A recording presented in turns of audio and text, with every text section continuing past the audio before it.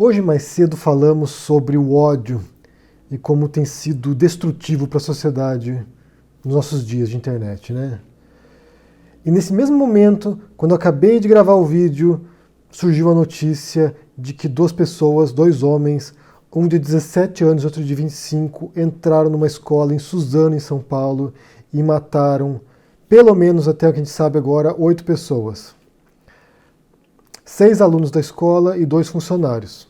Isso não é muito comum no Brasil, não é uma cena que a gente vê todos os dias, felizmente, mas nos Estados Unidos já se tornou um fenômeno bastante cultural, bastante entranhado no país. E eu quero analisar um pouco esse fenômeno com vocês aqui, esse assunto, e tentarmos entender o que está acontecendo.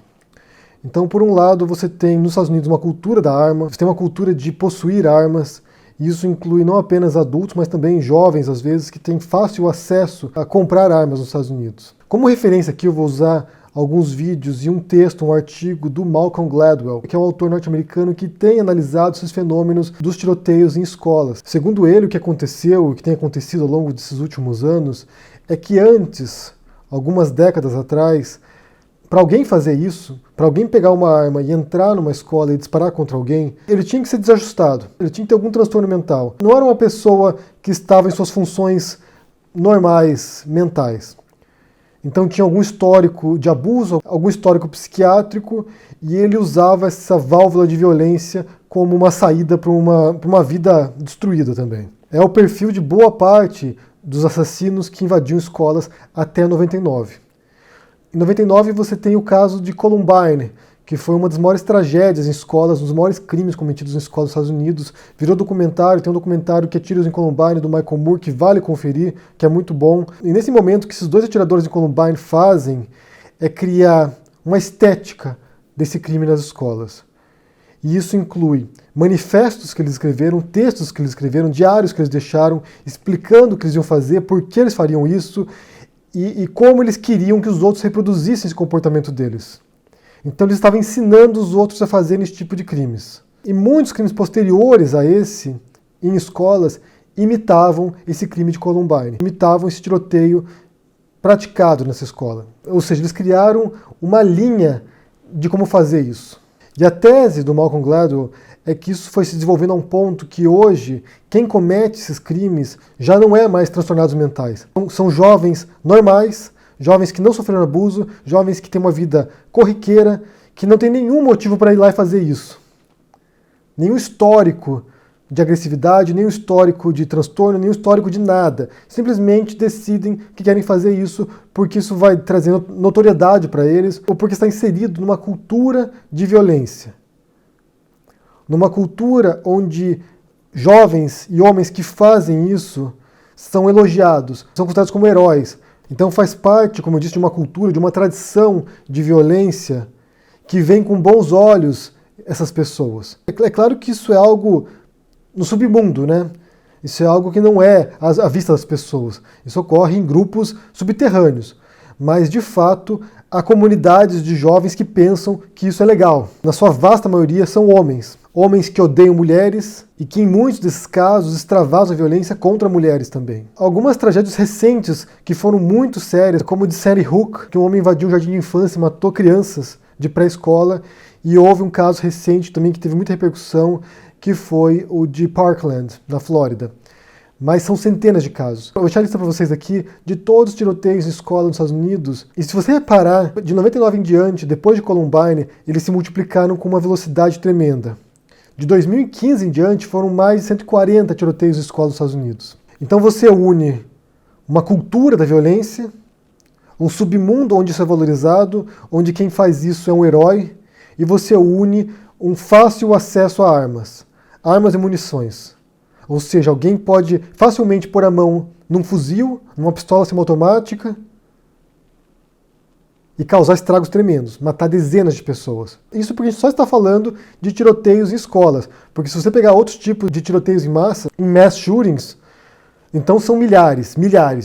Como ocorreu lá em Las Vegas, que um homem levou um arsenal inacreditável para um quarto de hotel, foi na janela e disparou contra uma multidão que estava num show de country. Então, assim, nos Estados Unidos você vê que o acesso às armas leva a esse tipo de tragédias, leva a esse tipo de de eventos que poderiam facilmente ser evitados se houvesse maior restrição. E esse é o debate hoje nos Estados Unidos. Você tem um país que tem essa cultura das armas, esse apreço às armas, e ao mesmo tempo você tem cada vez mais eventos desse tipo, de tiroteios em massa em escolas. E isso, aos poucos, tem sido copiado no resto do mundo. Já houve alguns casos na França, na Suécia, nos países escandinavos, e agora você vê aqui, em um pouco intervalo de tempo, em alguns anos aqui, você vê alguns casos no Brasil. O que é muito preocupante, porque agora você também vê essa cultura sendo reproduzida no Brasil. Essa cultura de jovens raivosos, que odeiam mulheres, que querem se vingar de alguma coisa, que querem extravasar esse ódio que eles têm nas pessoas. A diferença é que no Brasil não é fácil ter acesso a armas. Não é fácil. Para você ter uma arma legal em casa, o procedimento é demorado e não é simples. Só que, por outro lado, você tem agora um governo que quer facilitar o acesso às armas. Você já tem um país que é extremamente violento, mais de 60 mil homicídios por ano, e você tem um governo que quer facilitar acesso às armas. Com a lógica distorcida de que mais armas, menos crimes. Mais armas, menos mortes. Sendo que isso é um absurdo completo. Inclusive, até esse momento que eu estou gravando esse vídeo aqui, essa notícia já se espalhou pelo mundo inteiro, já tem em jornais estrangeiros, na BBC, já está em vários locais do mundo. Até o Evo Morales, da Bolívia, se solidarizou com isso, e o presidente do Brasil não emitiu nenhum comunicado em relação a isso. Você tem alguém que defende armas, que defende acesso a armas para as pessoas, e que não se manifestou e que não emitiu uma única palavra sobre esse homicídio na escola em Suzano. Essa tragédia. E quando você vê essas pessoas, esses jovens que fizeram isso, você vê o perfil deles e o que eles reproduziam. Um deles até compartilhou uma postagem do Eduardo Bolsonaro no Facebook, e eles mostrando as roupas que eles utilizavam. Dá pra ver claramente como imita essa estética iniciada em Columbine. Os dois se mataram depois de matar as pessoas, também imitando o comportamento de Columbine. Então você vê como isso aos poucos está sendo adotado no Brasil. Reproduzindo os Estados Unidos, onde isso já está disseminado. Onde são centenas de casos. Como eu já disse, centenas de casos desde 2015. Como eu disse mais cedo, a gente tem que começar a reverter essa cultura do ódio, gente. Não dá pra ser assim. Não dá pra ser assim. Você vê pessoas que estimulam jovens a odiar os outros. Há um incentivo a odiar os outros. A odiar o diferente. É algo que está sendo alimentado diariamente para essas pessoas. De criar inimigos imaginários, de criar inimigos reais que devem ser mortos e eliminados, de criar um clima na internet de perseguição aos demais. Isso está sendo alimentado diariamente, gente. Isso é muito sério. E esse tipo de evento aí vai destruir a vida das pessoas nessa escola. Tanto dos pais dessas vítimas, quanto daqueles que foram feridos, quanto daqueles que sobreviveram a isso e que levarão esse trauma pro resto da vida. Quando você vê o depoimento dos jovens que sobreviveram ao ataque em Parkland, você vê como é um trauma imenso e que não é curado do dia para a noite.